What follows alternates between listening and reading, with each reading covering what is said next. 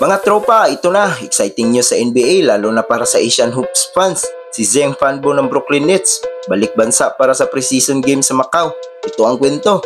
Si Zheng Fanbo, na kilala bilang isa sa pinakatalented na Chinese prospect, ay makakasama sa Nets roster ngayong preseason at ang highlight, maglalaro sila sa Macau para sa NBA China Games. Para sa kanya, parang homecoming na rin ito. Sabi ni Zheng, bibigay niya ang 100% performance niya kasi gustong-gusto niyang ipakita sa mga kababayan niya na kaya niyang makipagsabayan sa pinakamalalakas sa mundo. Alam naman natin, bihira lang ang Asian players na makasabay sa NBA level. Kaya malaking bagay ito hindi lang para sa karir niya, kundi para rin sa pride ng Chinese basketball fans. Kung titignan natin, malaki ang chance niya na magpakita ng potential bilang stretch forward. Mahaba, athletic, may shooting touch.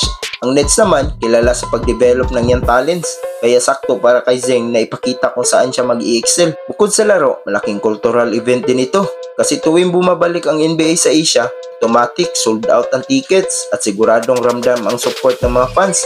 Isipin nyo, parang Gilas Pilipinas vibe pero sa China setting. Kaya tropa, abangan natin kung makapasok ba si Zheng Fanbo sa regular rotation ng Nets. Sa tingin nyo ba, siya na ang susunod na malaking Asian star sa NBA? I-comment nyo dyan at huwag kalimutan mag-subscribe para updated kayo sa international hoops kwento.